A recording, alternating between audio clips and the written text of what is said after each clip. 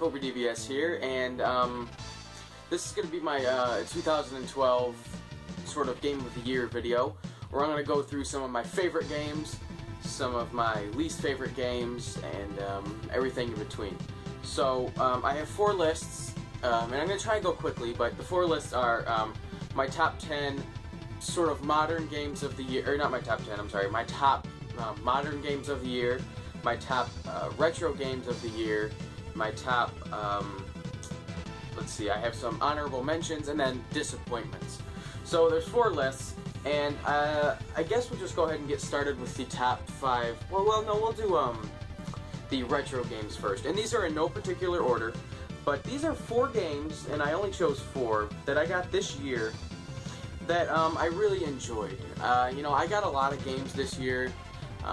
Every single Saturn game behind me I got this year, and I got some other great ones too. But in choosing 4 though, these were the 4 that really resonated with me. And I have a big problem of getting a bunch of games but really not playing them. Like half of my Saturn games I haven't even played. So I do have a problem with doing that. So some of these could be hidden gems and I just haven't played them. But that's sort of why I'm shifting gears and only collecting games that I really want to play right now. But these are the 4 that I picked. The first one is for the Genesis, and it's Castlevania Bloodlines. An excellent game, an excellent Castlevania game at that. Sort of plays like the NES games, but other than that, it really is great. It's an excellent game. I really enjoyed that one this year. This was one that I got mostly because it's just rare, and it turns out that it's actually a really fun game too. And when Cinemassacre, you know, the AVGN site, they did a, or Mike from the site did a top 10 hidden gems on the Super NES. I want to say this was number 1, and it's Wild Guns. Yeah, it's a Western shooter, very arcade-like, but it's a lot of fun too. So it's a shame it's so expensive, because it really is like the definition of a hidden gem. I really liked that game. And then the last 2 are Saturn games, and these are some of the first Saturn games that I actually got. This one I remember picking up at a video game store, and it's Mega Man 8. And you know what? I made a review on this. If you haven't seen that review, go ahead and check that out. But I'm really not much of a Mega Man fan, but I really liked this game. I thought it was a lot of fun. And then this one was kind of one of those games where I got, it's like, yeah, it's expensive, but then I ended up really liking it, and as I thought I would, because I've heard it's fantastic. It's Saturn Bomberman, and this was one of my favorite Saturn pickups. Not just because it's a great game, but it's also collectible, but as far as actually playing the game, yeah, it's a lot of fun. It reminds me of Super Bomberman 1 and 2 on the Super Nintendo. Super Bomberman 2 is my favorite Bomberman. Before. This might be my favorite now, so, but it reminded me a lot of that, and this game's a hell of a lot of fun. So those are 4 games I picked that I got this year that I really liked for the retro systems. Now, it's for one thing to keep in mind, it's hard for me to remember what games I got this year alone. I ended up getting rid of a lot of games this summer, so just that whole thing sort of jogged my memory. And some games I don't quite remember if I got or whatever, but I know I got those 4 this year, and those are 4 games that I really enjoyed. So, alright, let's see, what do we have? Let's go ahead and do the honorable mentions this year. So I picked 5 games, and they're all current and last generation games, I guess. So, these are, I got 3 handheld games here. These were all candidates for being some of my favorite games of the year, but didn't quite make the list. Mario Kart 7, phenomenal, phenomenal Mario Kart game, a blast online, a blast to play with friends, probably one of the best Mario Kart games out there. Super Mario 3D Land is the next one. Now, this game was a slight disappointment. It's still fantastic, but it was a slight disappointment because it's sort of linear. It plays very much like a 2D side-scrolling Mario, but just in 3D. There's not much exploration like a Mario 64 or a Sunshine would give you, but it was still really good. And then the last 3DS game, Kid Icarus Uprising. Now, it's a shame the controls are kind of wonky in this game, because if they weren't, it'd be fantastic, and it's still really good, but the controls really held it back from being super addicting and awesome. Okay, so 2 more games, one for the Wii U. It's New Super Mario Bros. U. You know, I really enjoyed this game. It's probably the best new Super Mario Bros. Game out there. And the reason it didn't really make the top 10 is because, well, frankly, it's just a side-scrolling Mario game. There's nothing exciting, or nothing too mind-blowing here. It's fantastic, but it's a little too conservative to really warrant being one of the best games of the year. And then the last one is a game that didn't even come out this year. By the way, yeah, this list, for my top 10 and even these honorable mentions, these very well could have been games that didn't come out this year. Okay, these are just games that I played and beat this year. So, you know, now that I'm thinking about it, Mario Kart 7 and Mario 3D Land might have been in my videos last year. They very well could have been. And if they were, well, my apologies. But they still belong here because they were great. Those were just honorable mentions anyway. But, yeah, so this one is Donkey Kong Country Returns for the original Wii. Really great. It's hard as hell, but it's a return to form for Donkey Kong series. I mean, I'm not a fan of the name, honestly, Donkey Kong Country Returns. That would have been cool if they had like a 4 or something like that. But it's still an excellent game. And I really think that they could do a lot with the Donkey Kong series on the Wii U, and especially on the 3DS. Aside, the new Donkey Kong Country on 3DS would be awesome. Okay, so 2 lists left here. Let's see, I've got my top games, my favorite games of the year, and then my biggest disappointments of the year.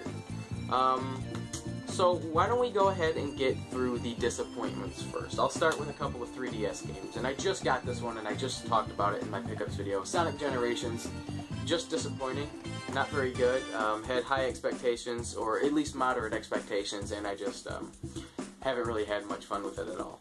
Now this one is actually a game that I enjoyed, but its depth was really lacking, so I couldn't really be too pleased with it. It's Mario Tennis Open. I even did a review on this, but the online is fantastic, but the single player is just, you know, it's short, and it's kind of like the sort of thing where they expect you to play it a lot of times with every character, and I just don't care to do that. What I would really love is an RPG Mario sports game, you know, like we used to get, but they don't seem to enjoy making those anymore. And then the biggest disappointment this year, I only have 3 of them that I picked, was Assassin's Creed 3. I had mentioned this in my other pickups video that I just did. I'm not even that big of an Assassin's Creed fan, and I was hoping that this game would change my mind, and it didn't. I get so bored playing them. I don't know what it is. But Assassin's Creed 3 certainly didn't change my mind, and I don't see myself really picking up any of the future games in the series. Okay, so now we're down to my top games of the year, and I have 8 of them.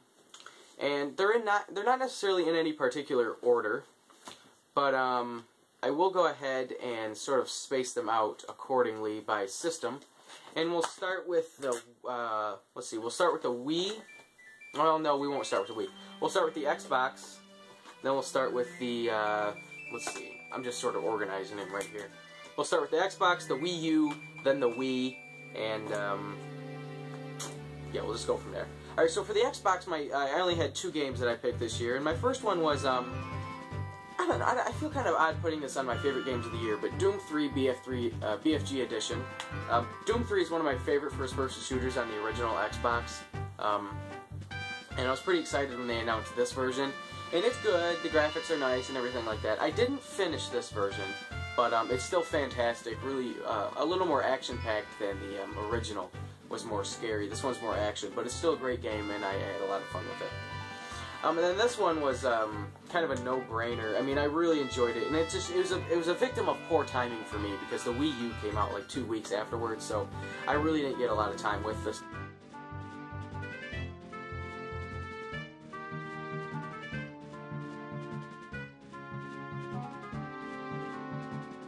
It's so much fun. So Doom 3 and Halo 4, especially Halo 4, way over Doom 3, if I'm being honest, were my favorite games of the year. Next we'll do Wii U. Only 2 Wii U games on the list. The first one is Darksiders 2. It's a kind of like a mix between Zelda and God of War and Castlevania Lords of Shadow, that kind of game.